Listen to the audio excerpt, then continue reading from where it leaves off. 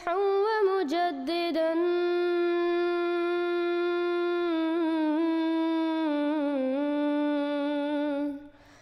فارنوا بنظر طاهر وجنان.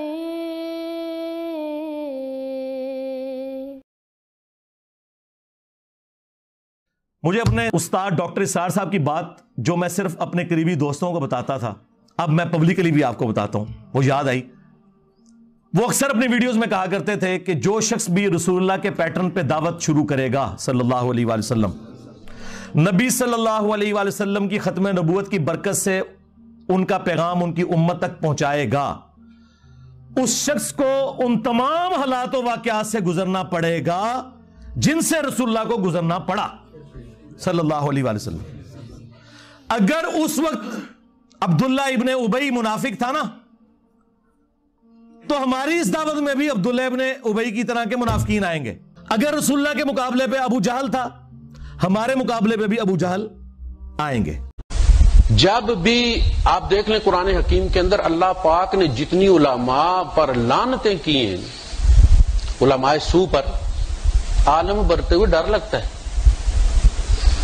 ابلیس پر پورے قرآن میں صرف اللہ کی لعنت ہے. اللہ پاک نے پن پوائنٹ کر کے کہا وَأَنَّ عَلَيْكَ لَعْنَتِي، میری لعنت ہے بس. ان پر کہا لعنت اللہ علیہ وَالْمَلَائِكَةِ وَالنَّاسِ اجمعین یلعنہم اللہ وَیلعنہم اللاعنون. اللہ کی بھی، فرشتوں کی بھی، تمام نیک انسانوں کی لعنت ہے. یکتمون ما آتاہم اللہ ویشترون بہ ثمنا قلیلا. اللہ کے دیے ہوئے کو یہ چھپاتے ہیں اور اس سے یہ کمائی کرتے ہیں. یہ بدترین مخلوق ہے. دین یہی بگاڑتے ہیں. جب بھی جو بھی نبی آیا اس کا سب سے پہلا کلیش جعلی مذہب کے ساتھ ہوا. مذہبی قیادت نے رستہ روکا ہے نبی کا. عیسیٰ علیہ السلام علماء کے فتوے پر سولی پر کھڑے کیے گئے تھے کہ یہ وہابی ہو گئے ہیں.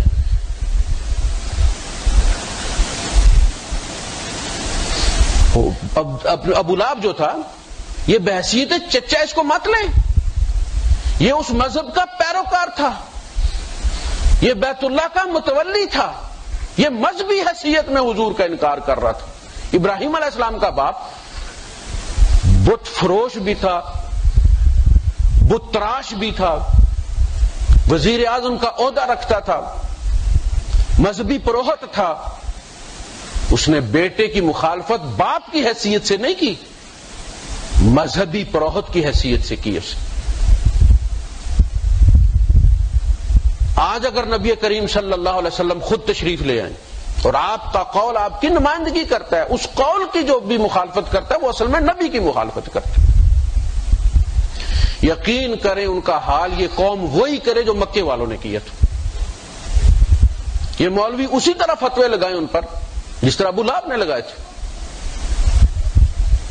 انہیں وہ بتائیں نا کہ میں اللہ کا رسول ہوں. محترم علی صاحب نے جو سوال کیا یہ ترمذی شریف کی روایت ہے. آپ نے فرمایا ان بنی اسرائیل تفرقت علی 72 ملتا، کہ بنی اسرائیل کے 72 فرقے بنے تھے. وتفترق امتی علی 73 ملتا، میری امت کے 73 بنیں گے. مقصد یہ فگر پورا کرنا نہیں تھا، مقصد یہ تھا کہ تفرقہ بازی میں میری امت بنی اسرائیل سے بھی آگے بڑھے گی، یعنی اس امت میں وہ تفرقے زیادہ ہوں. ان کا سوال یہ تھا کہ ہمیں کیسے پتہ چلے کہ کون سا فرقہ اس میں صحیح ہے. نبی کریم صلی اللہ علیہ وسلم نے اس روایت میں کسی ایک فرقے کا نام نہیں لیا. جب صحابہ نے پوچھا من ہی یا رسول اللہ، چونکہ جب آپ نے یوں اتنی شد و مد سے فرمایا کہ جو 73 بنیں گے کلہم فی النار، سارے دوزخ میں جائیں گے الا ملۃ واحدہ، ایک گروہ ان میں سے، وہ 73 میں سے وہ بھی ایک ہوگا وہ بھی فرقہ، انہی 73 میں سے ایک کو آپ نے نکالا الا ملۃ واحدہ. پھر صحابہ نے پوچھا من یا رسول اللہ، اللہ کے رسول وہ ایسا خوش نصیب کون سا گروہ ہے؟ تو آپ نے ایک حکمت کے تقاضے کے مطابق کسی بھی فرقے کا نام نہیں لیا، نہ اہل حدیث، نہ دیوبندی، نہ بریلوی، نہ شیعہ، کچھ بھی نام نہیں لیا.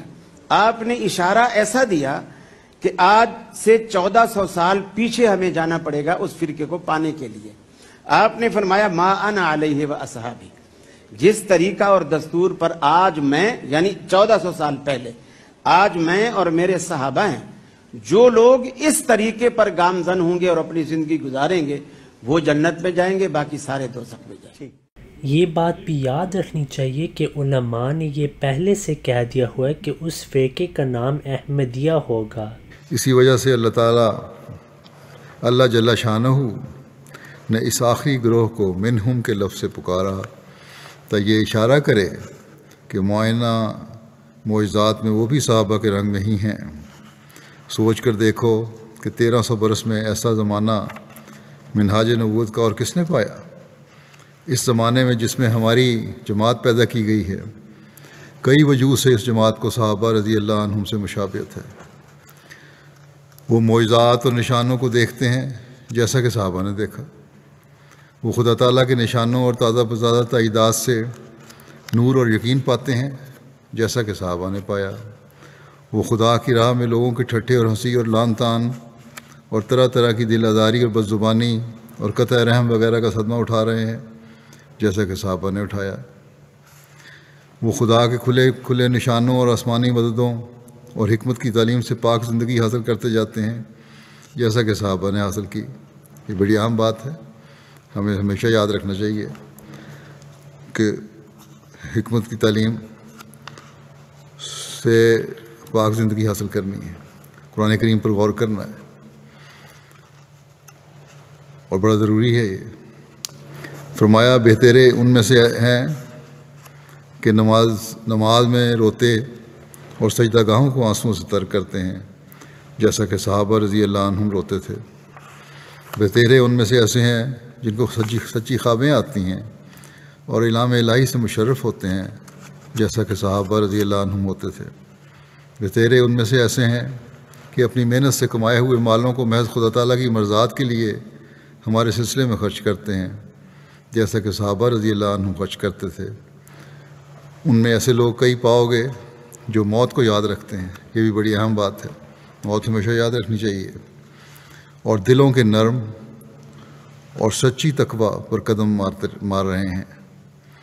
بس یہ بڑی اہم باتیں ہیں جو آپ نے بیان فرمائی، جس کو ہمیں ہر وقت اپنے سامنے رکھنا چاہیے جیسا کہ صحابہ رضی اللہ عنہم کی سیرت تھی۔ وہ خدا کا گروہ ہے جن کو خدا آپ سنبھال رہا ہے اور دن بدن ان کے دلوں کو پاک کر رہا ہے اور ان کے سینوں کو ایمانی حکمتوں سے بھر رہا ہے۔ بس ہمیں ٹٹولنا چاہیے، کیا یہ سب باتیں ہمارے اندر بھی پیدا ہو رہی ہیں اور آسمانی نشانوں سے ان کو اپنی طرف کھینچ رہا ہے جیسا کہ صحابہ کو کھینچتا تھا۔ غرض اس جماعت میں وہ ساری علامتیں پائی جاتی ہیں جو آخرین منہم کے لفظ سے مفہوم ہو رہی ہیں، اور ضرور تھا کہ خدا تعالیٰ کا فرمودہ ایک دن پورا ہوتا۔ اچھا، نوائے وقت انہوں نے مجھے حوالہ دیا، اس وقت میں کہنا چاہتا تھا مگر میرے پاس حوالہ نہیں تھا۔ اچھا وہ آپ نے دے دیا، میرے ذہن میں یہ تھا جب جماعت احمدیہ کے خلاف یہ فیصلہ ہوا کہ پاکستان کی نیشنل اسمبلی جس میں تمام فرقوں کے نمائندے موجود ہیں، انہوں نے متفق علیہ طور پر یہ فیصلہ کیا ہے کہ یہ سارے مسلمان اور صرف جماعت احمدیہ دائرہ اسلام سے خارج ہے۔ اس فیصلے کا اعلان نوائے وقت لاہور 16 اکتوبر 1974 کو ان الفاظ میں کیا گیا: قادیانی مسئلے کا حل اور چند دلچسپ حقائق۔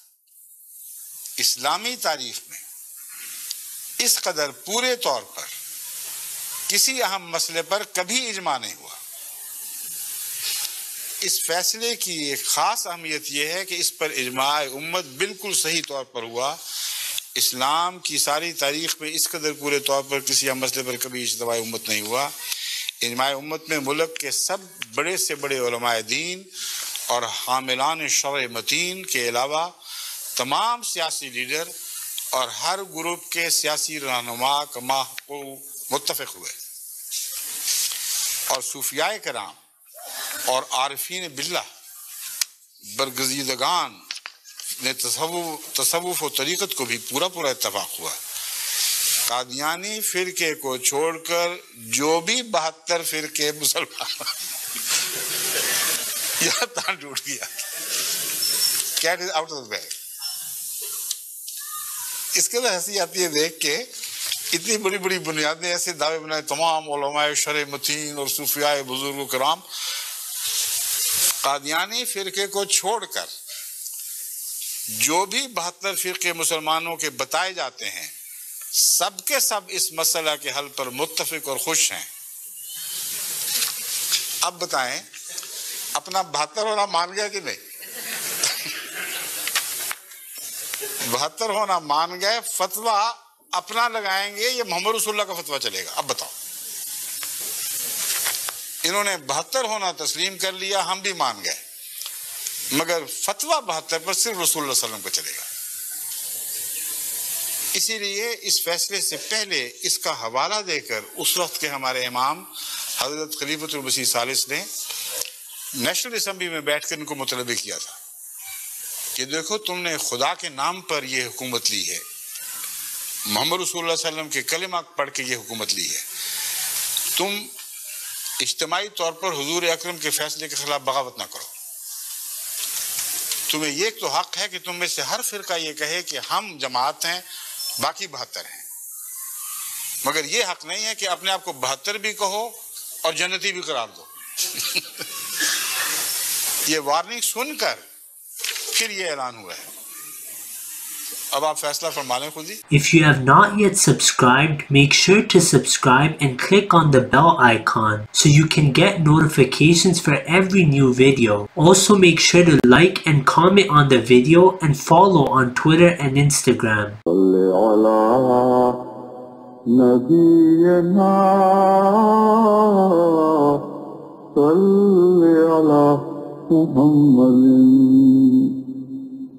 صل على سفينا صل على محمد